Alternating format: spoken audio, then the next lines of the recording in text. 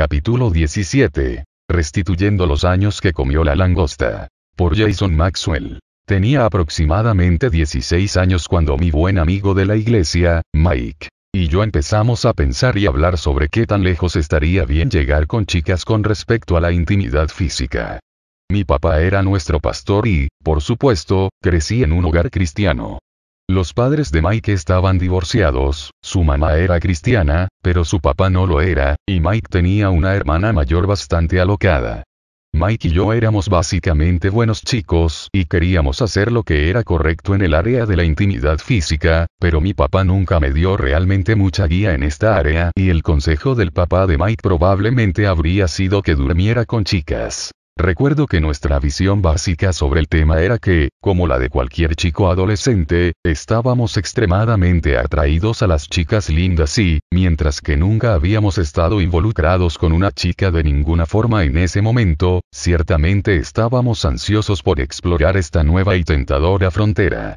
Al mismo tiempo, también estábamos empezando a explorar una fe cristiana más sentida y teníamos algún sentido que la Biblia tenía algo que decir con respecto a cómo debíamos conducirnos en esa área. Así que le preguntamos a James, nuestro pastor de jóvenes, un hombre genial que tenía unos 25 años en ese tiempo, por quien los dos teníamos un profundo respeto y disfrutábamos mucho su compañía.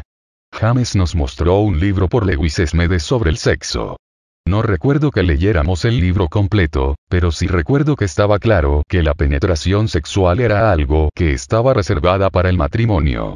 Eso tenía sentido para mí, ya que el matrimonio es el compromiso más importante de la mente y el corazón hacia otra persona, y era lógico entonces que el mayor compromiso físico entre dos personas no precediera estos otros compromisos, pero en cambio que los acompañara. Pero, aparte de saber que debía abstenerme del sexo, no tenía mucha más orientación. El verano antes de que me fuera para la universidad, me fui por una semana con el grupo juvenil de mi iglesia a construir casa para personas que vivían en un basurero en México.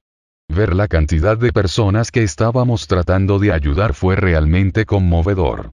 Pero lo que es más memorable para mí de esa semana fue que, una noche cuando estábamos todos juntos cantando canciones religiosas, sentí lo que solo puedo describir como la presencia de Dios. Regresé a casa ansioso de enseriarme en mi fe. 2 meses después, me fui para la universidad, lejos de casa y sin conocer a nadie. Yo era bastante inocente. Nunca me había embriagado o consumido drogas o me había involucrado con chicas en absoluto. James, mi pastor juvenil, había sido lo suficientemente considerado de buscar un líder de club cristiano que había en mi universidad y esperaba conectarme con esos compañeros cristianos cuando llegara. Sin embargo, desde la primera noche en la universidad me descarrilaron. Una chica de tercer año que vivía en mi pasillo me adoptó y me llevó a una fiesta en el campus.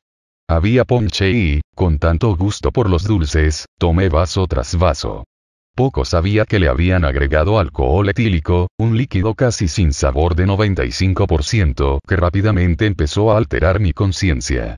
Junto con unas cuantas cervezas, el efecto combinado me envió a vomitar al baño más cercano. Estaba tan perdido que me tuvieron que ayudar a llegar a mi dormitorio, donde me desmayé y dormí por el resto de la noche. La mañana siguiente, me desperté sintiéndome bastante bien por unos 5 minutos. Después me sentí con ganas de vomitar otra vez, así que rápidamente me acosté de nuevo, por el resto del día. Así empezó mi carrera universitaria con el fuego de mi recién encontrada fe siendo atacada justo desde el principio. Este inicio inhóspito tristemente no fue un traspié comentario o un desvío menor. Me envió en una dirección rebelde por los siguientes 8 años. En algún momento, hice un esfuerzo a medias por conectarme con la gente del cristiano, pero no sentía realmente que iba a calzar bien. También iba a la iglesia frecuentemente, pero la mayoría del tiempo, tomaba el camino con menor resistencia, lo que me llevó a ser un poco fiestero y un estudiante poco esforzado. Aún estaba tratando de esperar para tener sexo hasta el matrimonio, lo cual iba bien ya que aún no había logrado salir con muchas chicas. En la secundaria yo era un chico tímido del lado equivocado de los rieles y ninguna de las chicas me prestaba atención. Subía la autoestima ahora que algunas chicas me estuvieran notando. Y, casi sin excepción, ellas no objetaban juntar conmigo. Todos lo estaban haciendo, así que me subí en ese tren. Y, ya que no sabía dónde dibujar la línea antes del sexo, así que rápidamente sucumbí ante la idea de que cualquier cosa menos la penetración básicamente estaba bien. A veces las cosas iban tan lejos que parecía que el sexo era una posibilidad. Aún así, estaba manteniendo mi compromiso a esperar hasta el matrimonio. Maravillosamente ejercité suficiente control propio para mantener las cosas sin que fueran más lejos. Si le mencionaba a la chica con la que estaba, la respuesta más segura era, eso es muy encomiable. Encomiable nunca me pareció un elogio muy bueno, especialmente porque no estaba actuando realmente encomiable. Reconocía en ese momento, y aún más ahora con más perspectiva, que no me gustaría que un tipo tratara a mi esposa de la forma en que traté a esas chicas en la universidad. Y el pensamiento de que mi hija sea tratada de esa forma algún día me causa escalofríos. Algo como una crisis me llegó entre mi tercer y último año de la universidad. Hasta ese momento, mi relación más duradera había sido cerca de un mes.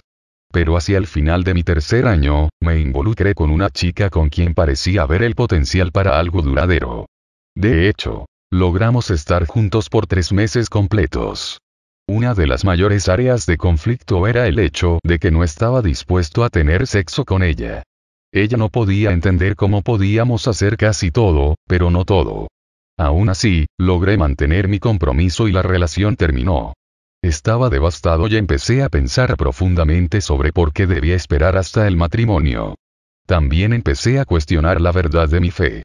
Ella era judía y yo me pregunté qué me daba el derecho a cuestionar sus creencias sobre Dios. Mientras que mi compromiso de no tener sexo antes del matrimonio se deterioraba, también lo hacía mi certeza sobre lo que había creído.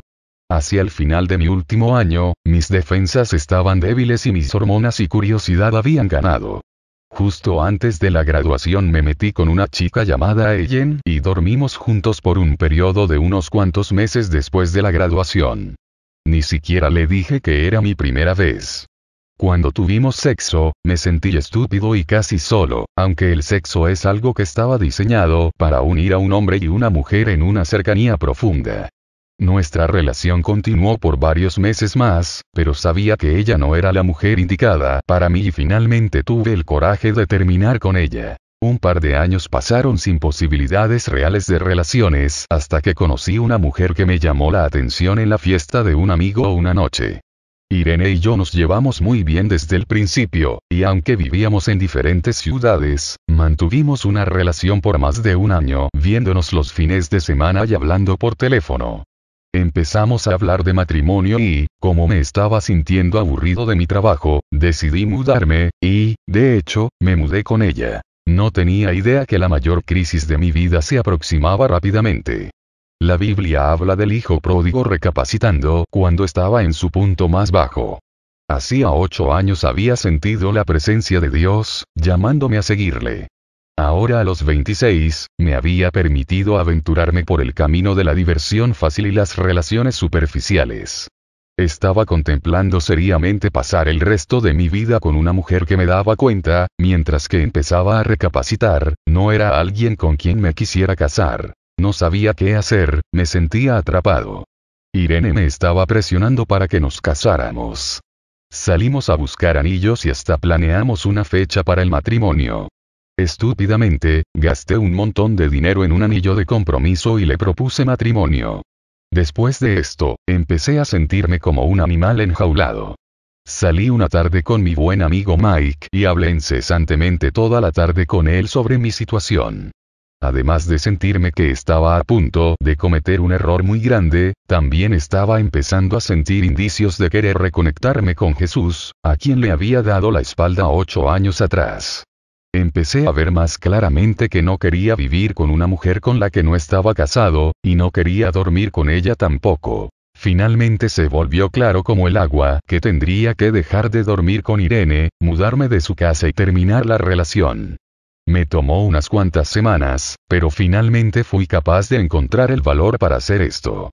Ella no se lo tomó bien, para ponerlo extraordinariamente leve. Al mismo tiempo, hice lo que debía haber hecho 8 años antes.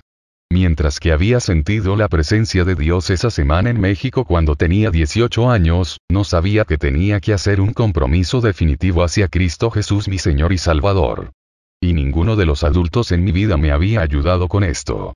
Pero esta vez sabía que tenía que hacer un giro de 180 grados de la dirección en que iba mi vida. La Biblia llama a esto arrepentimiento, y ponerme en las manos de Jesús. Había arruinado las cosas de gran forma y sabía que solo podía ir hacia adelante con su ayuda. Soy bastante introvertido y no demuestro mucho las cosas, pero durante los días de esta crisis, recuerdo conducir mi auto, llorar y orar en voz alta para que Jesús me ayudara, me perdonara y me guiara hacia adelante a un lugar mucho mejor. Y Él lo hizo. Irene habló de terminar su propia vida en las semanas después de nuestra separación. Ella continuaba preguntándome si no podíamos solo volver a juntarnos. Algunos de mis buenos amigos fueron a ayudarla y, después de escuchar su lado de la historia, se pusieron de su lado y en mi contra. Tuve un par de días de dudas, donde me cuestioné si había hecho lo correcto. Pero después de eso, sentí una paz profunda y certeza de que estaba en el camino correcto. Había sido un fanático de U2 por un largo tiempo y una de mis canciones favoritas es 40 del álbum War. La canción es una recitación de las palabras del Salmo 40, a las cuales me aferré en estos días difíciles. Puse en el Señor toda mi esperanza. Él se inclinó hacia mí y escuchó mi clamor. Me sacó de la fosa de la muerte, del lodo y del pantano. Puso mis pies sobre una roca, y me plantó en terreno firme. Puso en mis labios un cántico nuevo, un himno de alabanza a nuestro Dios. Al ver esto, muchos tuvieron miedo y pusieron su confianza en el Señor. Salmo 40. 1-3. Los meses después de esta gran crisis fueron los más difíciles de mi vida. Tuve que encontrar un trabajo nuevo y me faltaba dirección. Empecé a ir a la iglesia todos los domingos, algo que no había hecho desde que estaba en la secundaria. Traté de leer la Biblia y orar cada día, no siempre exitosamente, pero por lo menos lo estaba intentando. Y me reuní con Mike más regularmente para hablar y orar. Él también se había alejado del Señor y estaba volviéndose más serio en su fe justo al mismo tiempo en que yo lo estaba haciendo. Esto fue una verdadera bendición para los dos. Mientras que mi confianza en el Señor y su fidelidad crecían, me interesé en el trabajo de misión cristiano. Un domingo, vi en el boletín de la iglesia que un hombre que había empezado un ministerio en Sudáfrica iba a venir a hablar en nuestra iglesia. Sudáfrica me había interesado desde mis días de la universidad, y pensé que sería fascinante si de alguna forma pudiera ir ahí a trabajar con una organización cristiana. Después de que él habló, le pregunté si era posible y él me dijo que lo era, aunque tendría que recoger mucho dinero para pagar todos mis propios gastos. Por dicha, uno de los pastores de la iglesia me guió para hacer justamente esto. 18 meses después, estaba de camino a Sudáfrica, donde por 3 años, trabajé junto con este gran hombre de Dios. Estaba al inicio de mis 30s, preguntándome si alguna vez encontraría a una esposa. Creía que había fracasado tanto con las mujeres que ciertamente no merecía una mujer de Dios, pero también estaba aprendiendo que mi Padre era un Dios de piedad y gracia. Oré para que me llevara a la mujer indicada. Cuando regresé a los Estados Unidos, ofrecí servir como consejero en un campamento cristiano de verano para los chicos en peligro, y regresé a la iglesia que había frecuentado antes de irme para Sudáfrica. Un domingo, una mujer realmente atractiva me llamó la atención. No tenía idea quién era ella. Varias semanas después, Mike y yo fuimos a un retiro de la iglesia en las montañas para que pudiéramos llegar a conocer a algunas personas más. Cuando la gente preguntaba a qué me iba a dedicar ahora, les decía, voy a ser consejero en un campamento cristiano para jóvenes en peligro. Entonces me decían invariablemente, entonces debes hablar con Amy Greter, ella trabaja con un ministerio cristiano dentro de la ciudad. Pensé, Amy Greter, me pregunto quién es ella. Luego esa noche estaba caminando de vuelta a mi cabaña, cuando una mujer que ya conocía vino caminando junto con la mujer muy atractiva que había notado hacía unos domingos antes. Ella dijo, Jason, quisiera que conocieras a mi amiga Amy Greter. Bingo. Vi a Amy brevemente unas cuantas veces durante el verano y finalmente cuando volví al campamento, encontré el valor para invitarla a salir. El problema era que nunca le había pedido o llevado a una mujer a una cita. Todas mis experiencias previas estaban en la patética área de ir a besarnos. Tuve que llamar una y otra vez al pobre Mike para que me diera consejo. Amy siempre fue gentil y paciente conmigo, y especialmente cuando llegó el momento de decirle sobre mi pasado. Ella había estado esperando por el hombre correcto y guardándose para el matrimonio. Odiaba contarle la sórdida manera en que me comporté con mujeres por tantos años.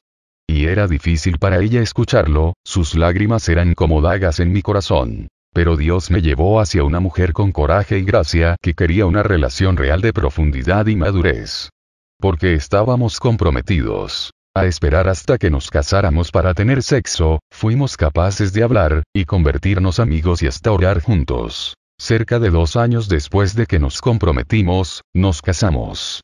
Un año después de eso los dos fuimos a Sudáfrica para trabajar con la misma organización misionera con la que yo había trabajado antes. El Señor nos bendijo con 3 hijos adorables que nacieron allá y ahora que estamos de vuelta en los Estados Unidos, estamos pensando en tener un 4. Hemos tenido un matrimonio y vida juntos extraordinariamente bendecidos. Desearía haber seguido a Dios todo el camino y haber hecho las cosas a su manera hasta este punto. Pero a pesar de mi rebeldía, Él me ha perdonado y rectorado, proveyendo mucho más de lo que podría haber imaginado. Con respecto a mi tiempo en el desierto, Dios prometió que yo os restituiré los años que comió la oruga, el saltón, el revoltón y la langosta. Joel 2:25. Si te gusta este canal, ayúdanos a seguir subiendo audiolibros y suscríbete. Comenta abajo qué libros y de qué autor quisieras que subiéramos. Muchas gracias.